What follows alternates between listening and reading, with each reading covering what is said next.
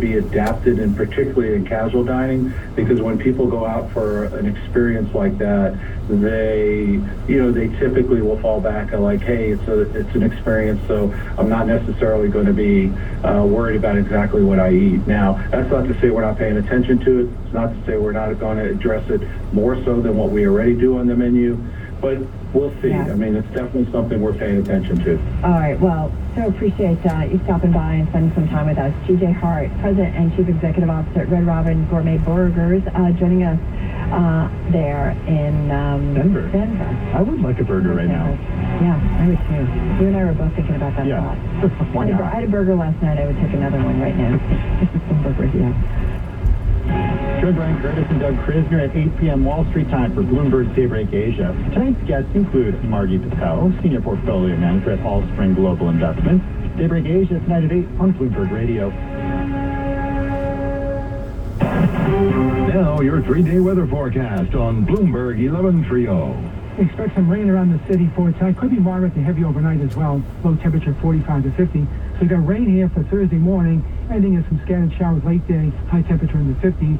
Maybe a sprinkle at night. Be a 40. And partly to mostly sunny, breezy and drier on Friday. 55. Look, the temperatures will be up near 60 here on Saturday.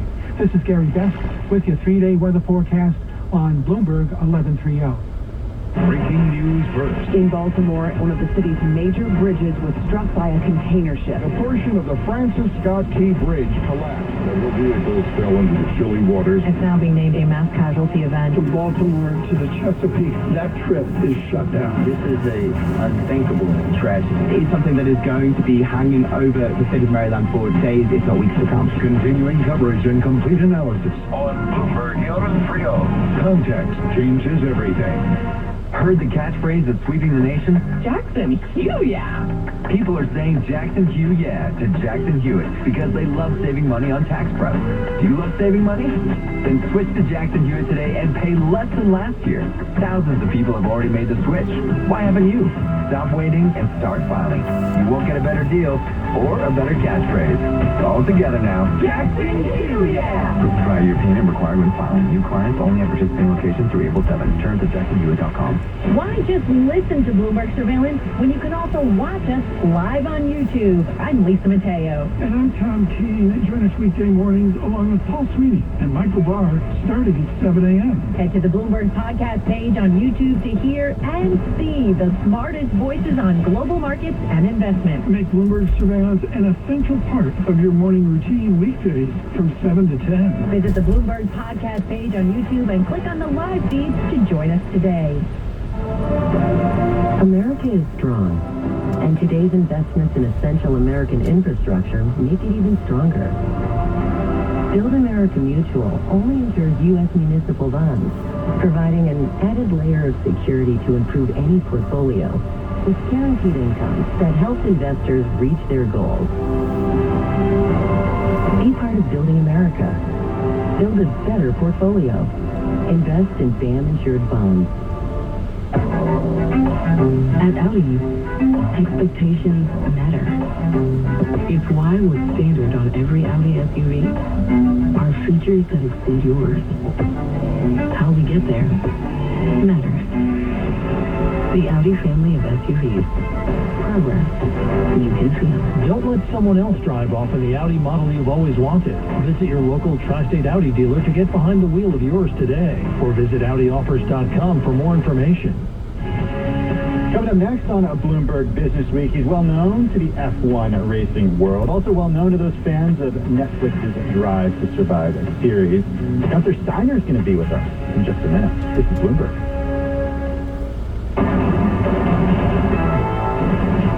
And I'm John Tucker in the Bloomberg Newsroom with this Bloomberg Business Flash.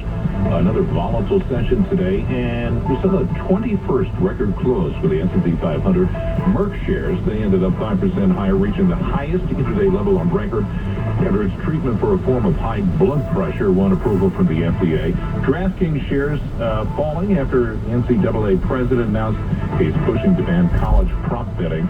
Robinhood Markets, best known for offering commission-free trading, rolling out a credit fund to U.S. consumers. Its shares ended up close to 4%.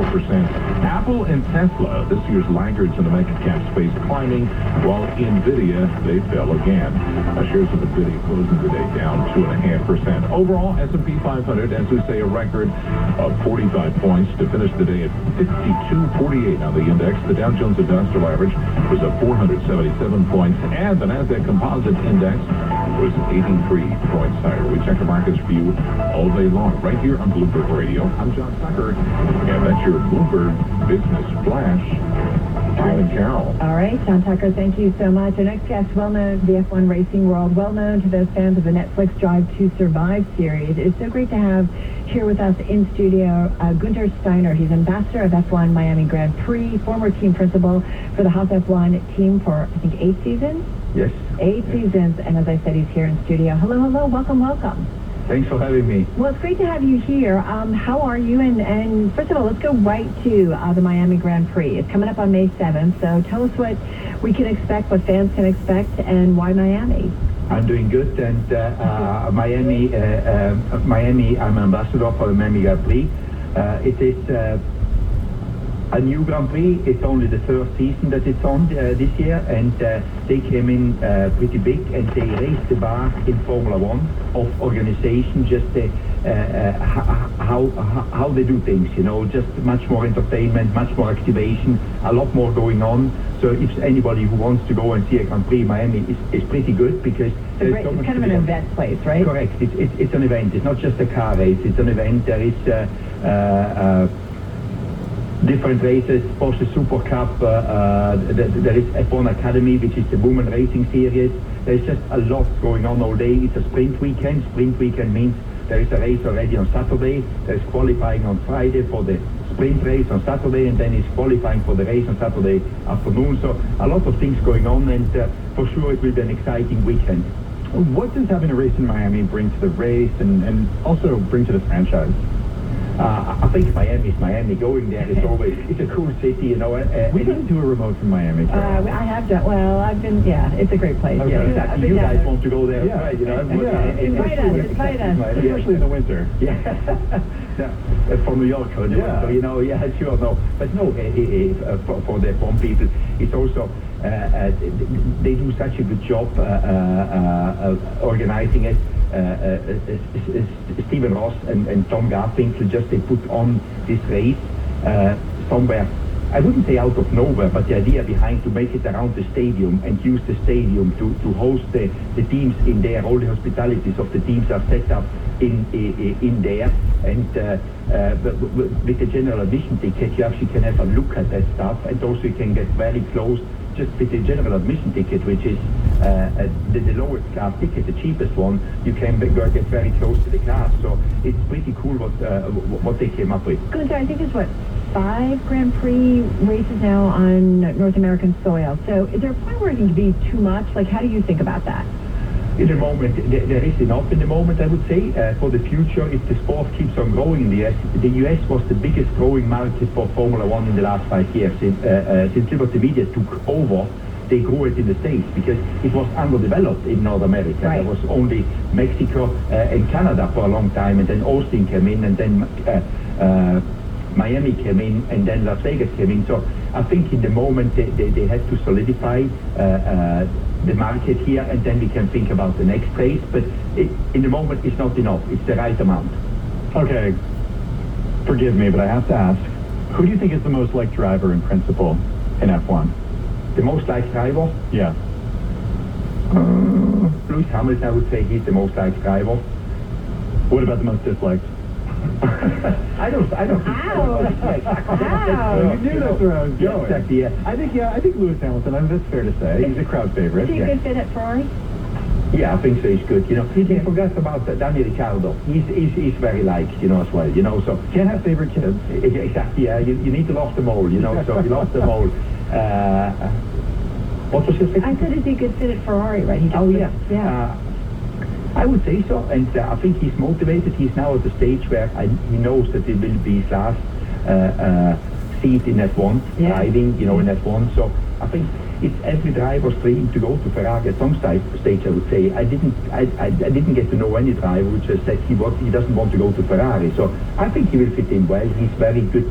He's got a very good relationship with Fred Vasseur, the team principal, because when he was up and coming in the lower series, Fred was his boss basically. So I think there's a good synergy there. I'm going to say we are made smarter on this subject thanks to our Hannah Elliott, who covers our auto columnist here. But no, these are all my original questions. Okay. Well, one of the things we were actually talking about her with some other things earlier, and she brought up this point of how do you kind of create more parity? Like you could often have a team that wins race after race after race in terms of Formula One, and we think about the Red Bull team, right, who's done really well. So are there things that could be changed to kind of shake it up so that you don't have the same team over and over, maybe taking top spots? And should it be done? Or how do you feel about the purity of leaving it alone? I'm for leaving it alone. There's a lot of motorsports that there is balance of performance. You put more weight in the car, so you reduce the power. Change mechanicals or something? Exactly, but Formula One is the best man should win and the best machine. Even if it's over and over again. If there is a rule, if somebody in the rules can make the best machine, he should have that advantage because they are the best. And I think it will keep on changing. There was a lot of things done that the field is so close together. If you think there is 20 cars out there, and in some of the qualifyings between the first and the last is 1 second. Mm-hmm. How much is 1 second? 20 cars, 20 different people, 10 different car makes, it's something amazing to have them in 1 second. Right. Obviously, it's not, everybody would prefer that every weekend another car would win, but I think in Formula One that's not possible. But you think about sailboats sometimes racing, right, where they all have the same model and it's like a certain class and something, but you're right, racing it's different. It's the best machine and the best man should win. Best team who figures it out, right? Yeah, exactly, yeah. That's why they're the best. But don't you think from a fan perspective or from the perspective of an audience or continuing to build that audience, it might be better for more parity? It might be short-term better for more parity, but then it's becoming a stage sport. If you manipulate the rules, because then if somebody is not good, all of a sudden he gets, let's say, 50 horsepower more, and he's going to win. What is the next one doing? Not develop the car, just try to ask for a favor to get even another 20 horsepower more. So that is not really what Formula One is about. Formula One is about the best people in the best machines. I think in the moment we are a little bit. Go back to Lewis Hamilton. He won 7 championships almost in a row. Right. And Mercedes was dominating. We forgot about that period, but then it ended. Where is Mercedes now? They are 4th or 5th best now in the moment. It can happen to anybody. It can happen that in the next 3 races, Ferrari makes some development on their own behalf without help of any authority and catch up, So that I think would be the best outcome. And sometimes it's the case of, not only the equipment or the car, it's also the driver, right? So the combination, you just don't know what plays. You mentioned women and women racing, and I'm just curious about the F1 Academy, how you get more women out there in racing, and will the Academy do that? And what should be done to not only increase women in terms of racing, but also more diversity?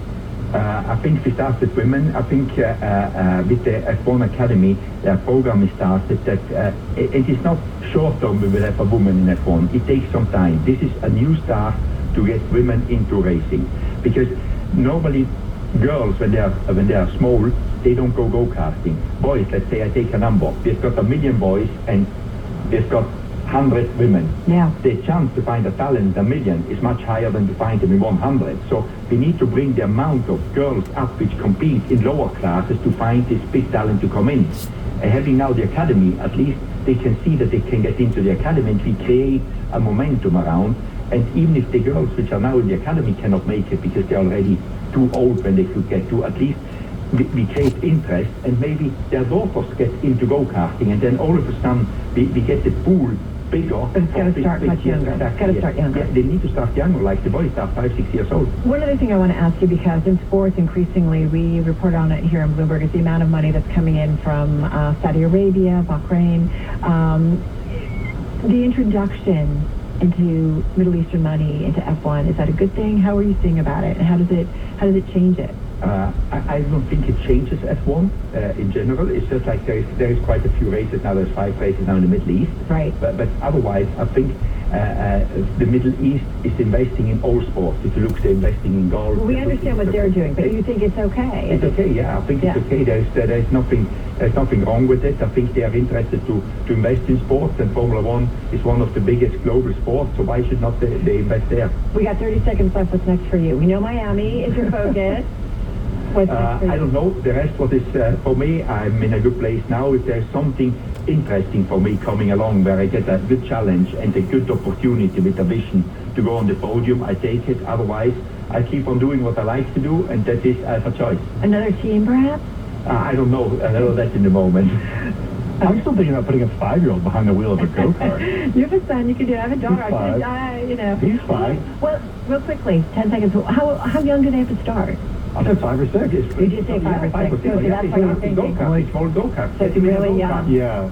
My kid can't even get a glass of water without spilling it out about putting it behind the wheel. Gunter, thank you so much. Good luck. And good luck in Miami. Gunter Steiner, he is ambassador of F1 Miami Grand Prix, joining us here in our Interactive Broker studio. Well, let's get to check the latest world and national news. We got Nancy Lyons in the Bloomberg 99 newsroom in D.C. Hey, Nance. Thanks, Tim. Israeli Prime Minister Benjamin Netanyahu's office has apparently agreed to reschedule his delegation's visit to Washington. That's to discuss possible military operations in Rafah. White House Press Secretary Karine Jean-Pierre says they're working on a possible date.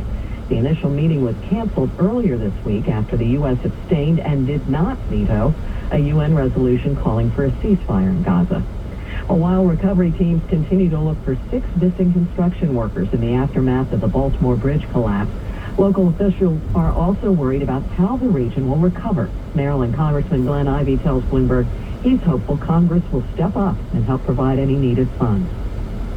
I'm hoping that this will be the type of tragedy that brings people together instead of pushing, people into partisan corners.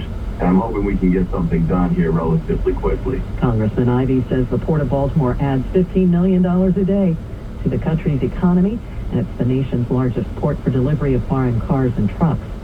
New York commuters may soon be paying more to enter Manhattan. Today, the MTA board approved a congestion pricing plan, which will result in a $15 fee to enter the city south of 60th Street. Board member David Jones voted yes because he says the plan's advantages to the region as a whole. Funding the infrastructure, the subways, buses, and commuter rail, while at the same time reducing congestion and helping to clean the air. This is the trifecta.